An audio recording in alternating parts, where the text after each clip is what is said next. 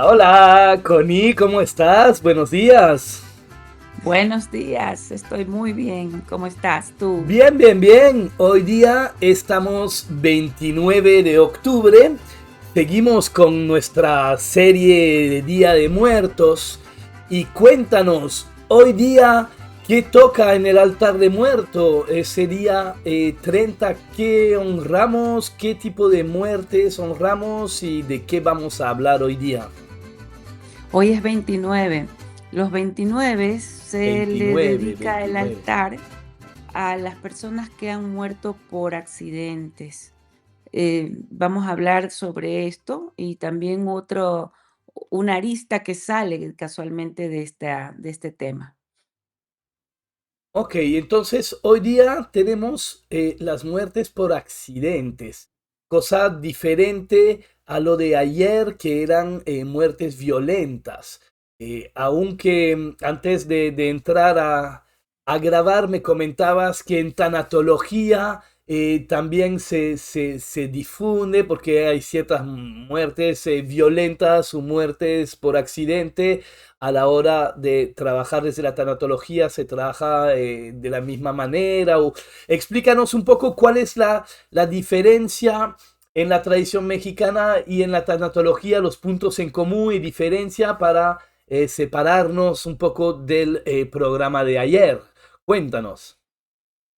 Perfecto. Bueno, nosotros hicimos este orden de temas por la tradición mexicana. Ayer era específicamente a los que han fallecido por muertes violentas, el día de hoy por accidentes, pero como dijiste tú, en tanatología, las herramientas se parecen mucho porque incluso un accidente violento puede estar comprometido también con un evento de accidente, o lo contrario, ¿no? Pero en este caso, en la tradición mexicana, lo que vamos a ver son las personas que han tenido accidentes de tránsito, de todo tipo, ¿no? Ahí también van los ahogados, los quemados, pero en tanatología hay una variante que es que el- la persona puede quedar viva después de un accidente. Y ahí hay otra pérdida y otro duelo que ya no se toca obviamente un altar, que no se lo toca en la tradición mexicana, pero en tanatología sí, porque la persona puede quedar con algún problema, ¿no? Ok, correcto. Entonces, para aclarar bien, hoy día en el altar sí se honra los que han partido por accidentes, pero a la hora de trabajar el duelo de ese tipo de muertes, ya las cosas cambian. Incluso dices que puede haber un accidente y algo que queda una persona que queda viva, pero que hay otros temas que trabajar, que eso nos vas a explicar. En este caso, obviamente, no llegaría al altar de muertos porque la persona no No. está fallecida, pero igual hay un trabajo de tanatología que viene ahí. Perfecto, ¿con qué empezamos? Empecemos un poco con el Día de Muerto, con el altar, con honrar esos muertos por accidente y más adelante pondremos la matiz de los que quizás siguen vivo y cómo se trabaja. ¿Te parece? Por supuesto que sí, muy bien. Fíjate que un detalle importante es que a veces después de un accidente la muerte no es inmediata. Por lo tanto, ahí hay una gran diferencia con una muerte violenta. De pronto pueden quedar vivos un tiempo y en ese proceso ya se puede empezar a hacer un proceso tanatológico.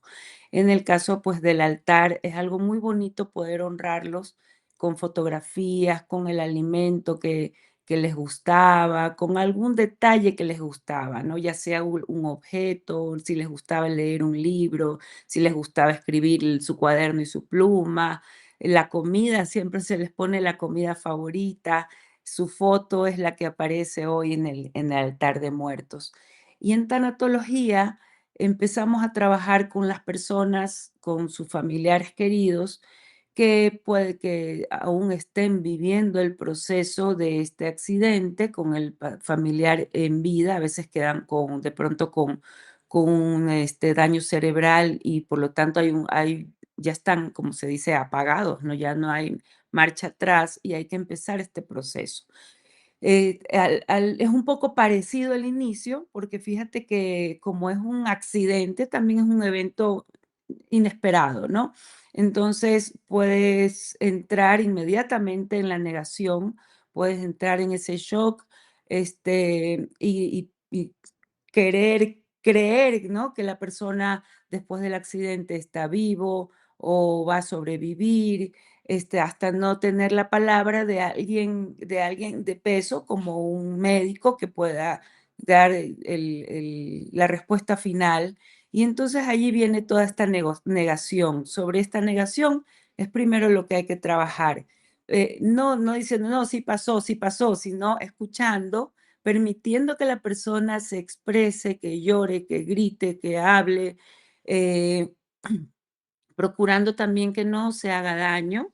Ahí es súper importante en los accidentes, observar ese aspecto del doliente, que el doliente no entre en una depresión que lo lleve a quererse lastimar o a querer caer en alcohol, a querer caer en drogas, en buscar soluciones de ese tipo. Cuando uno como tanatólogo observa esos comportamientos que pueden aparecer, tiene que remitirlo a un especialista en esos temas, o sea, trabajarlo ya con un apoyo incluso de psicoeducación, que la psicoeducación te va a dar herramientas para que tú puedas acompañar a la persona o la persona pueda aprender a incorporarlas en su vida poco a poco, pero siempre en esta primera etapa con mucho respeto, con mucho tino, uno tiene que manejar la situación para que este acompañamiento sea lo más amable, lo menos invasivo posible. No tratar, como dijimos ayer, de dar respuestas que no van a ser ciertas. ¿Va a volver? Es que no va a volver. Quiero una respuesta, no, la respuesta la vas a ir encontrando tú y quizás no encuentres respuesta. Y no está mal eso, porque así es la vida. Cuando empezamos a comprender la muerte, comprendemos los procesos naturales de la vida en los que están estos presentes. A veces el accidente nos hace pensar que la persona no tenía que morir en ese momento. Esa es la típica conclusión a la que suele llegar la persona.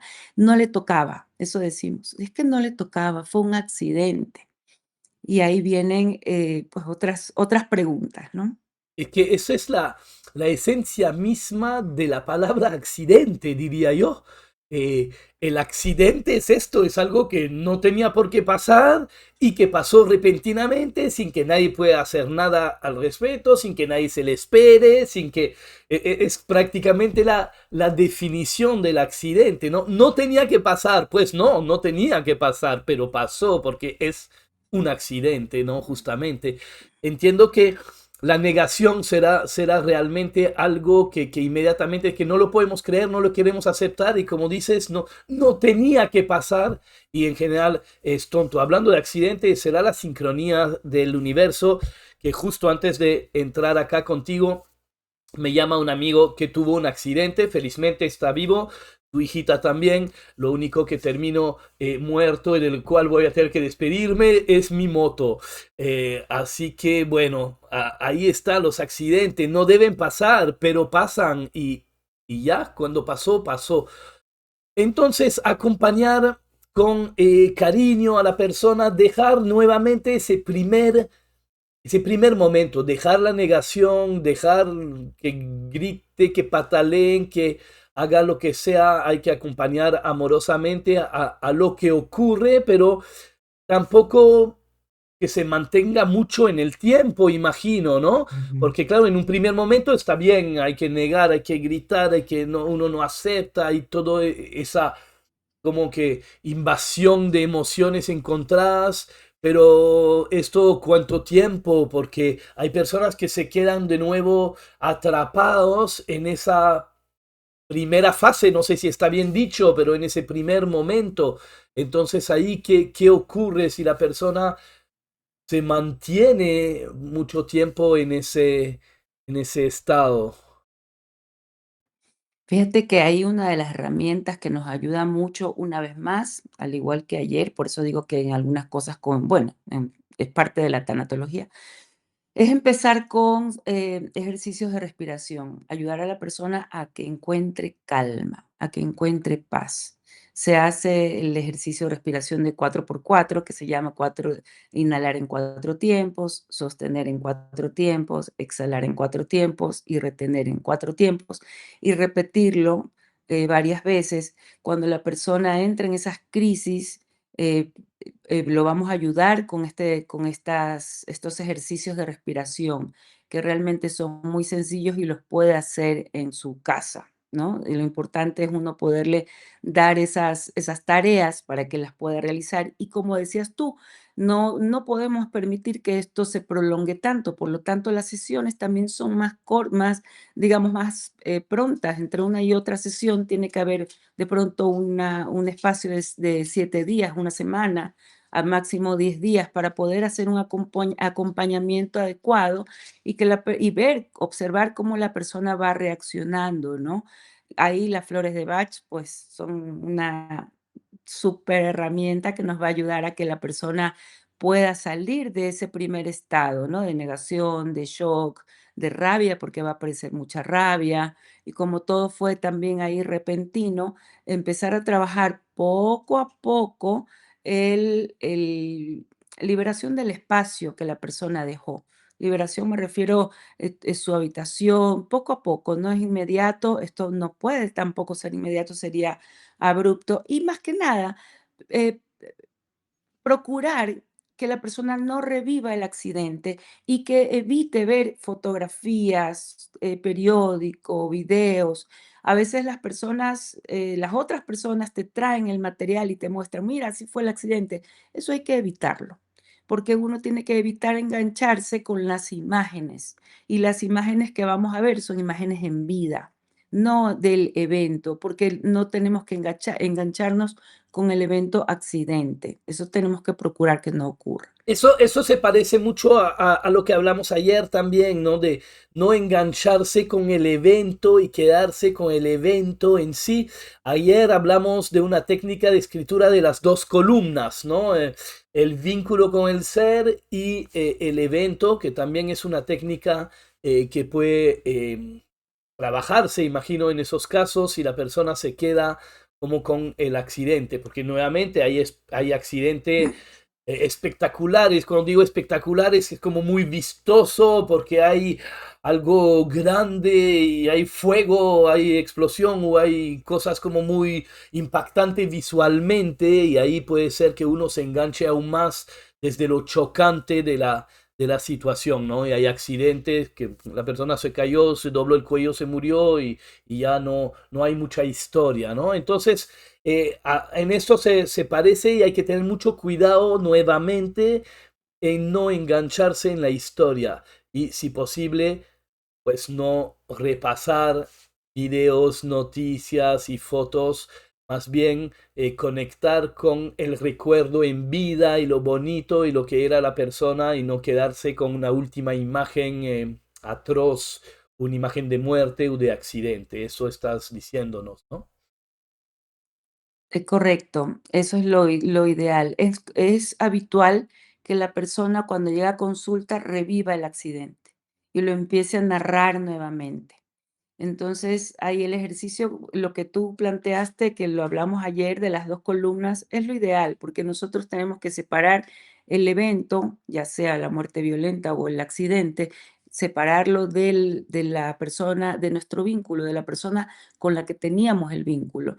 Y cuando estamos uno hablando con esta persona, procurar enfocarnos no en el evento, sino enfocarnos en el recuerdo de esa persona querida. Pero la persona Procurar necesita igual, ¿no? Hablar del evento, creo, en un primer momento. Realmente hay que tratar de evitarlo. Esa persona viene y necesita contártelo, porque sobre todo si todavía ni se lo puede creer, el verbalizarlo le ayudará también a terminar de digerir esto, ¿no? Yo creo que hay igual una necesidad de contar lo que pasó para poder terminar de creérselo o realmente hay que evitar a toda costa o no, sí, ¿cómo es? al principio es normal que te lo cuenten y hasta está bien, Ya, porque ok. también es necesario que tú conozcas todos los elementos, ¿no? hasta para poder apoyar, ¿no? Si hay un sobreviviente, una serie de cosas, ¿no? Este, pero cuando esto se vuelve recurrente, cuando llega a todas las citas a volver a hablar del accidente, Ya entonces no, allí ya ya no, correcto. ya no. Ahí es una flor. Ahí Correcto. Claro, ahí de nuevo pues sí, el white chestnut, ¿no? Cuando uno se queda sí. metido en la historia, la revive y de nuevo busca lo que hablamos también, busca el, y si yo hubiera hecho, no hubiera pasado, y si él hubiera salido 5 minutos antes, no lo atropellaba, y sí, y sí, y sí. En francés hay una expresión que dice que con sí podemos poner a París en una botella. Porque sí, sí, sí, si yo fuera chiquito así, entraría en una botella, ¿no?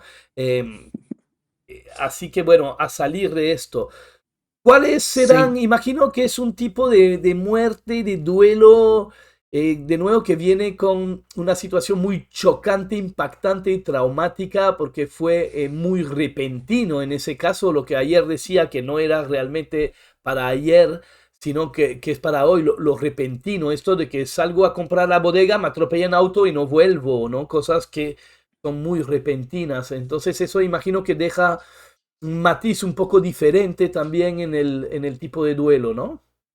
Sí, por supuesto, porque como no te preparaste para eso, uno siempre piensa que está preparado, siempre cree que está preparado para algo así, pero nunca lo vas a saber hasta el momento.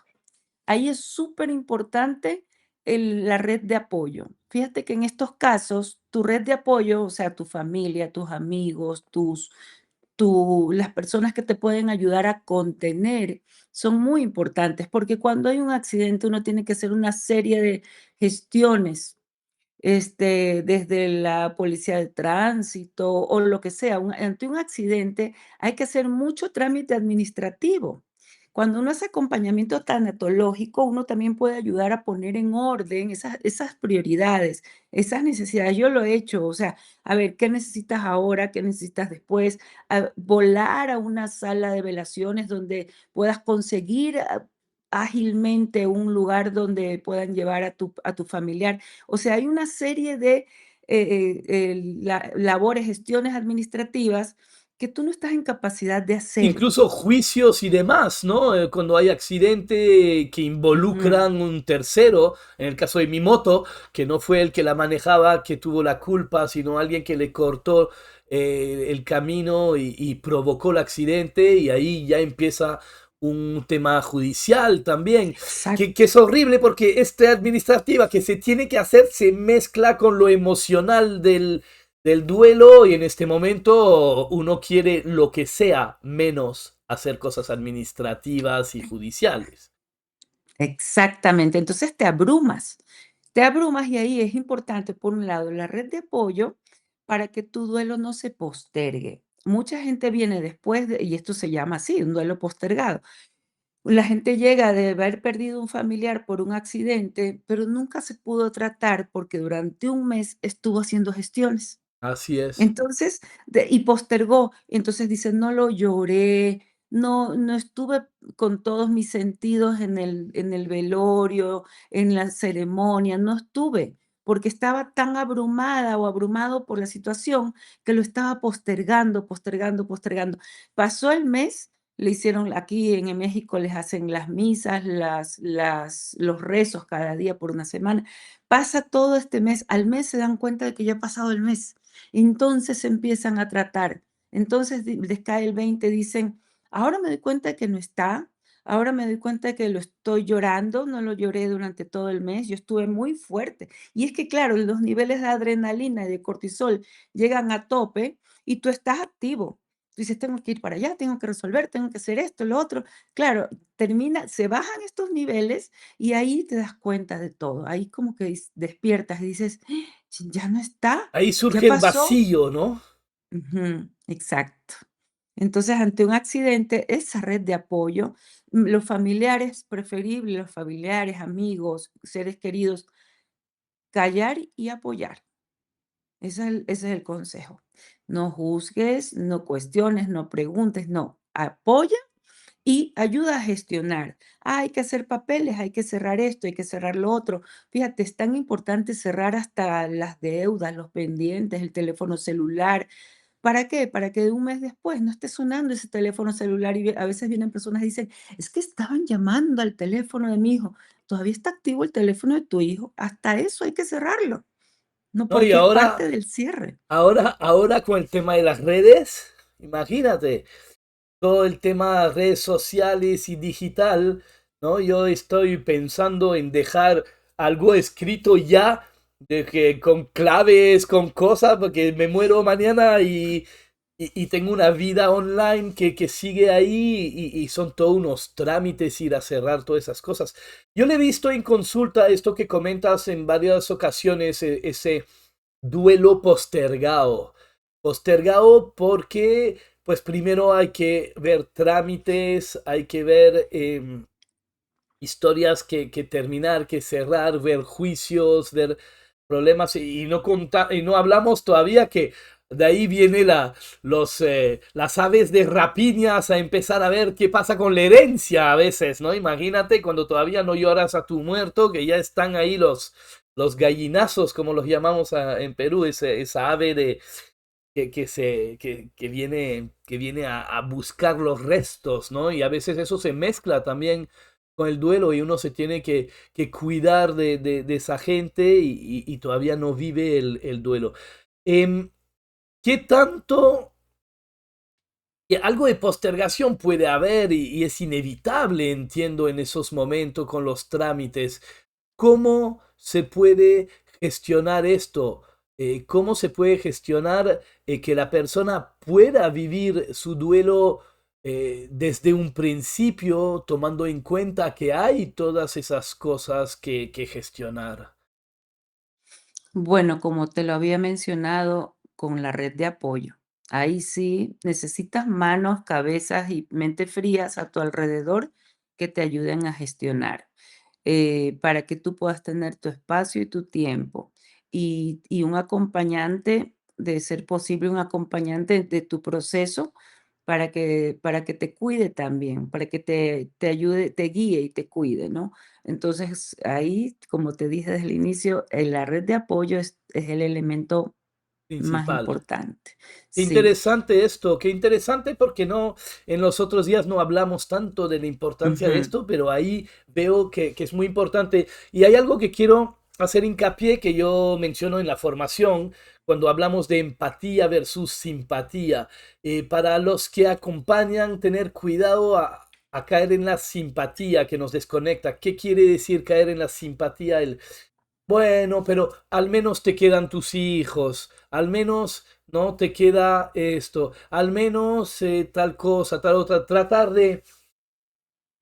de aliviar el sufrimiento, rescatando lo positivo que pueda quedar en esto, me parece que es muy inútil, mejor callado y acompañar ese sufrimiento, que es lo que necesita la persona. La persona no está, ven, tenemos que salir y divertirnos, tenemos que cambiarte los pensamientos, cambiarte la cabeza. En ese momento creo que no se trata de tratar que la pase bien o que esté en un momento tranquilo, sino en comprender su sufrimiento, dejárselo, aceptar que lo tiene que vivir y más bien apoyarlo en que lo pueda vivir, apoyarlo con toda la parte más bien burocrática y administrativa que no va a poder hacer para que él pueda vivir su sufrimiento realmente y poder empezar ese proceso de gestión del duelo. Porque muchas veces veo que la gente viene alrededor, yo me acuerdo del, del entierro de mi suegra, donde estaba uno de los hijos llorando y gritando y, y otras personas que venían que decía, pero no llores, no llores, ¿cómo no va a llorar?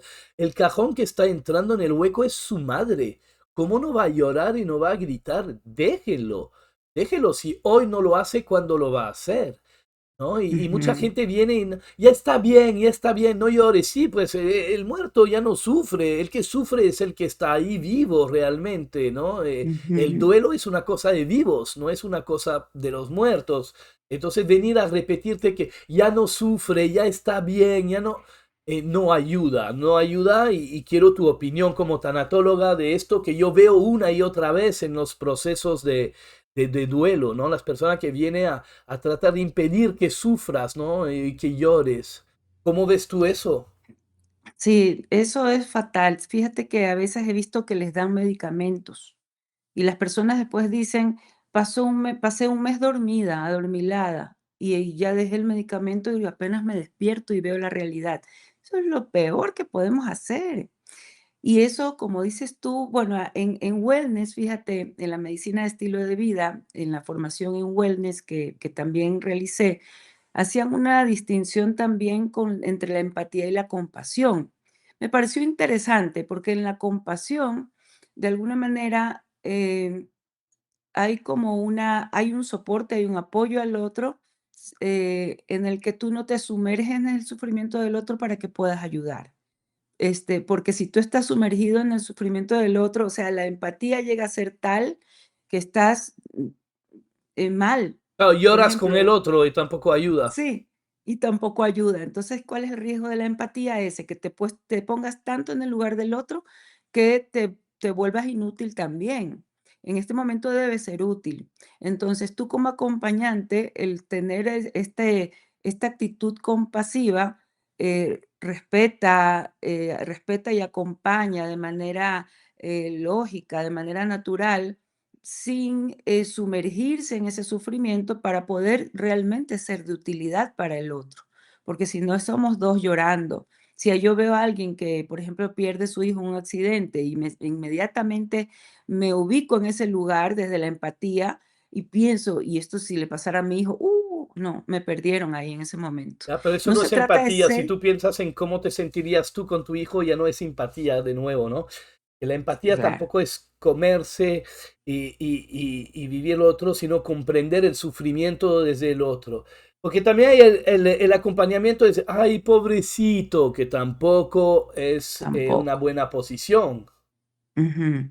Sí, bueno, esa es la distinción que se hace en wellness.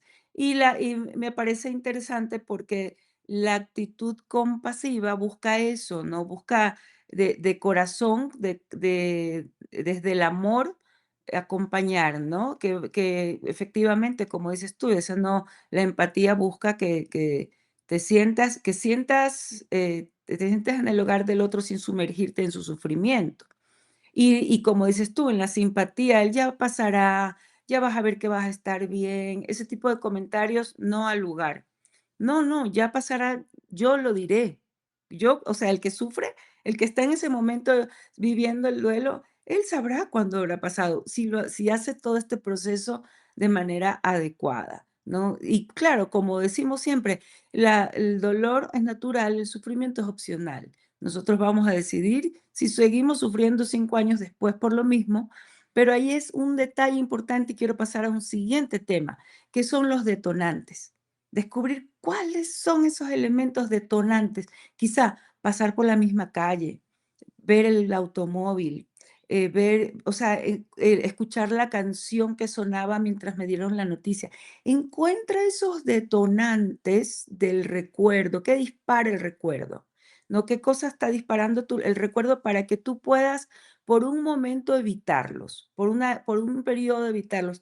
Quizá más adelante, en 2 años, 3 años, 4 años, escuchar la canción. Sí, te recuerda, pero no te hace tirar al suelo a llorar, ¿no? O ver el carro no te va a hacer tirar al suelo a llorar. Hay personas que deciden vender el carro, por ejemplo, o desaparecerlo. Está bien, o sea, sabemos que esas cosas pueden ser gatillo. Entonces, ¿por qué los vamos a tener al frente haciéndonos este recuerdo permanente de lo que pasó, ¿no? O si no queremos volver a pasar nunca más por esa calle. Incluso hay gente que se ha ido hasta de la ciudad donde vive después de un accidente. No quiero saber de esa ciudad. Y Y se pues, vale. Y ¿por de qué no? pronto vuelven 5, 10 años y recorre la ciudad y ya la recorre con otra mirada. Ya la cicatriz está cerrada. Ahí quedó la cicatriz, pero está cerrada, ya no sangra. Al principio es natural que sangre. Entonces, ese detalle es súper importante, identificar y ayudarlas a las personas a identificar cuáles son esos gatillos para que los evitemos. Interesante esto. Los gatillos. Sí, pues a veces uno tiene que deshacerse de ciertas cosas que le pueden generar mucho dolor. Pero en muchos casos hay el hijo que te va a hacer acordar siempre porque tiene la cara del ser querido o cosas así también, y eso no lo puedes evitar. Em, yo imagino que cuando las personas quieren hacer eso van a encontrar también mucha resistencia de otros, diciendo, no, pero ¿cómo te vas a ir de la ciudad? ¿O ¿cómo vas a dejar tu trabajo? ¿O ¿cómo vas a vender el auto? ¿Cómo vas a...?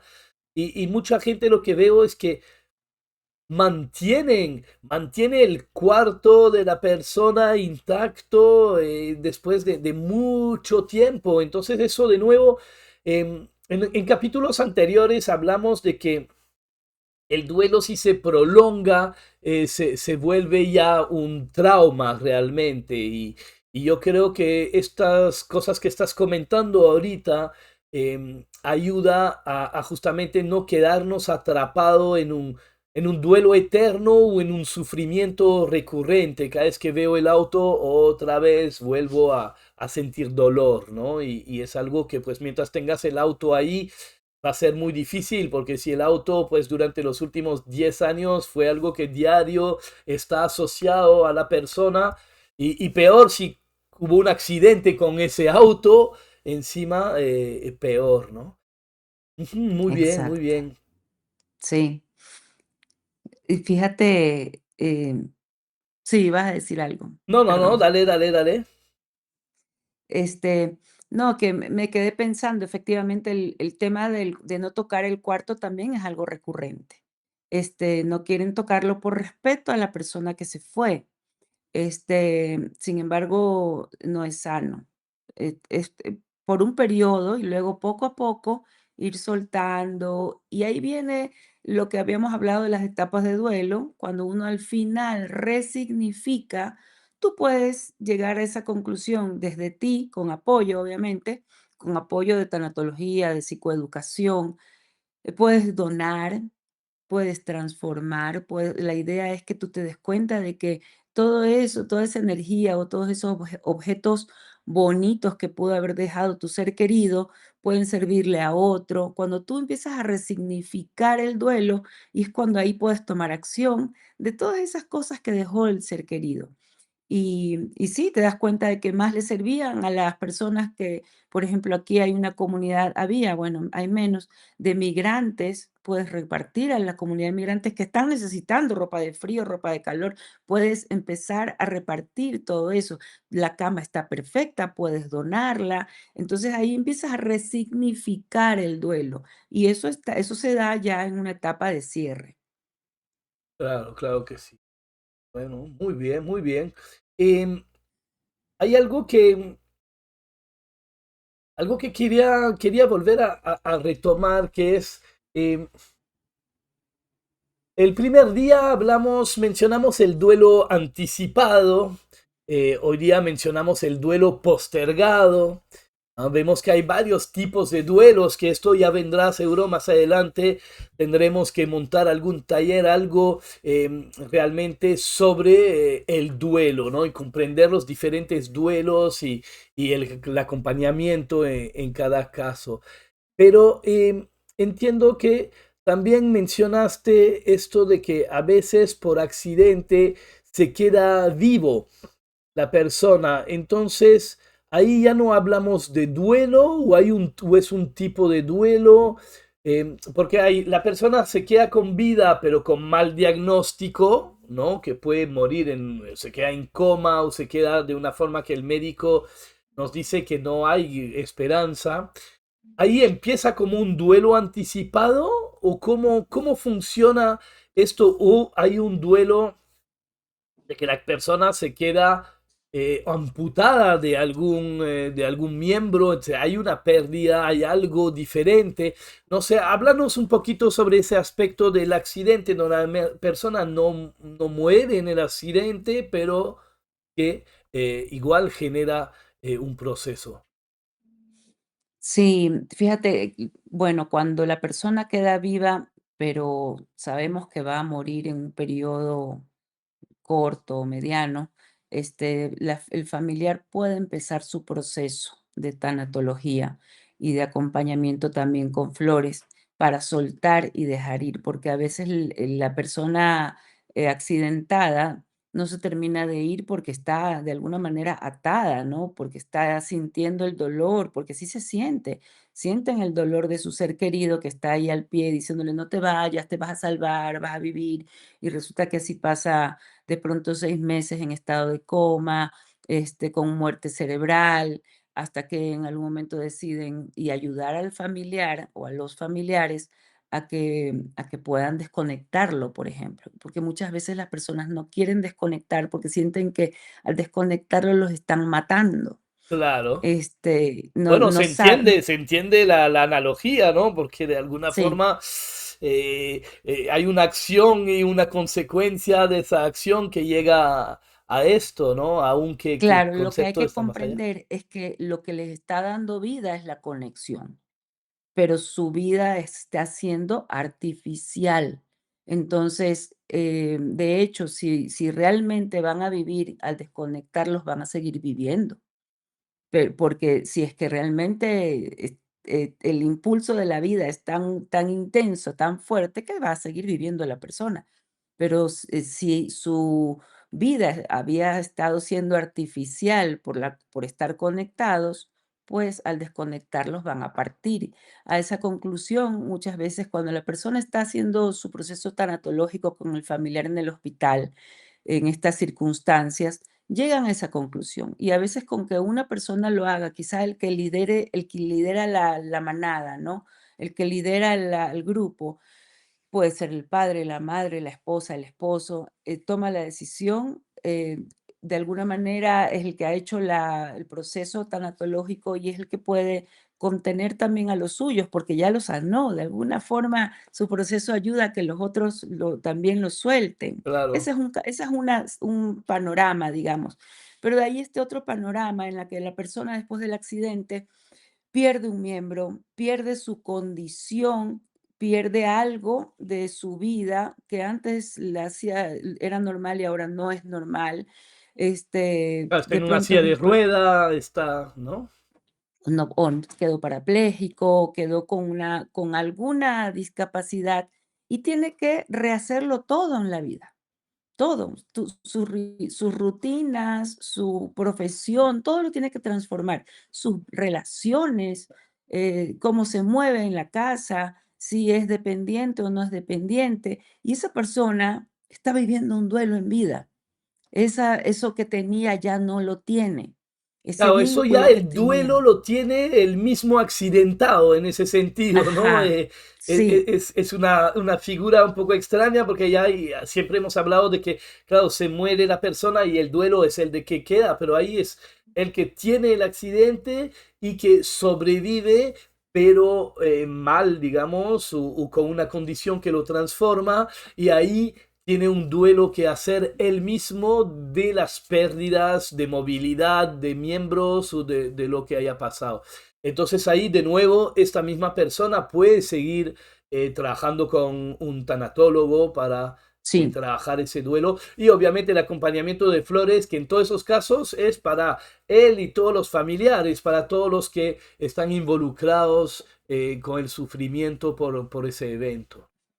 Y ahí es bueno que haga toda la familia el proceso tanatológico, porque todos han perdido algo, todos. La pareja, los hijos o los padres, todos han perdido algo.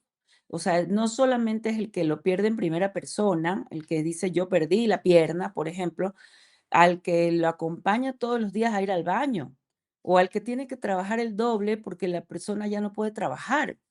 O sea, la vida se desacomodó. Entonces, de alguna forma, todos tienen que hacer su proceso para aceptar esa nueva vida y para encontrarle al final un sentido a la vida desde otra perspectiva, con otros elementos, ¿no? Entonces, sí es importantísimo ahí que toda esa red de apoyo que pudo haber estado en su momento también haga ese proceso tanatológico. Este A veces es proceso. la mejor amiga, la sobrina, el ser querido, ahí tiene que ver con los vínculos, ¿no? Qué tan cercano es el vínculo y todos tienen que trabajarlo.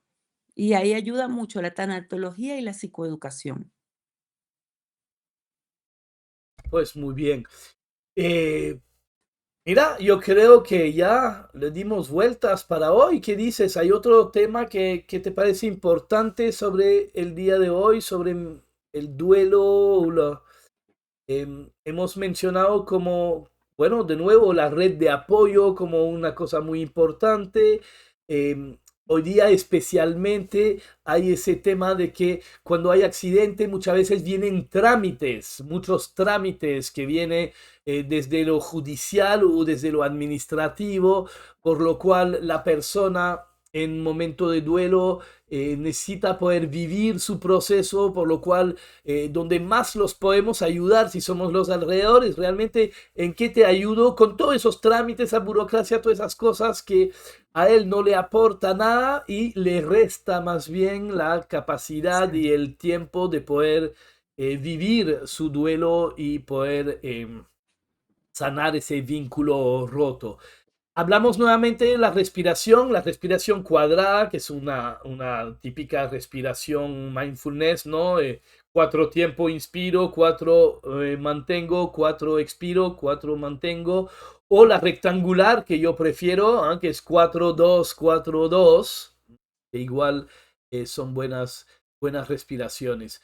Y nuevamente, si hay este apego al evento, eh, la técnica de escritura de las dos columnas, donde un lado hablamos del evento y del otro lado reconectamos con el vínculo con la persona, lo que fue la persona. Y por Exacto. hoy, a nivel de altar, pues les tocan estar ahí, como siempre, su foto, sus comidas preferidas y cualquier cosa que simboliza lo que hacían. Yo me acuerdo que en el altar de muerto que hacemos para mis suegros, ahí tienen que sus cigarritos, que sus brochas, porque el papá era pintor y esos pequeños eventos, esos materiales, digamos, que representan sus ocupaciones, su hobby o lo que les gustaban en vida, para poder Ujú. honrarlos en nuestro altar de muerto. Pues muy bien, Connie, ciérranos el capítulo de hoy. ¿Con qué quedas? Bueno,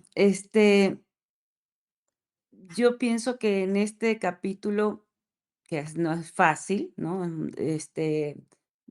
Vale mucho trabajar la empatía y la compasión, y permitirnos, tanto las personas que pierden a un ser querido por accidente, como a la persona que puede quedar en vida tras un accidente con un cambio radical, trabajar la aceptación y la resignificación.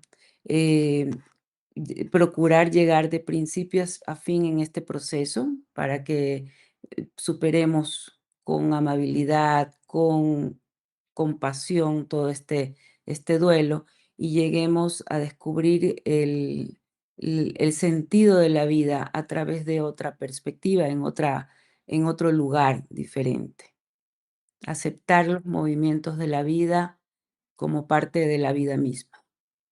Aceptar y soltar, ¿no? De nuevo, que eso no es el principio, pero es donde debemos dirigir esos procesos, ¿no? Hasta el momento donde uno acepta y deja ir y puede continuar con la vida porque la vida continúa. Exacto. Pues muy bien, me despido, nos vemos mañana. Mañana vamos a hablar De las almas solitarias y qué hacer desde la tanatología con este tema, oh, porque mañana los altares están todas esas personas que no tuvieron familia ni nadie que los vele. que los recuerde. Pues muy bien, Ujú. querida Connie, hasta mañana y con todos ustedes, como siempre, dejen sus comentarios debajo del vídeo, dejen cualquier cosa que quieran aportar sobre la temática, les vamos a agradecer, suscríbanse a nuestros canales, por favor, Connie está con un canal recién estrenado y nuevo, suscríbanse a seguir, tiene muchas cosas que aportar, seguro vendrán mucho más materiales y si no, pues nos estamos viendo hasta mañana. Hasta mañana. Gracias por conectarse.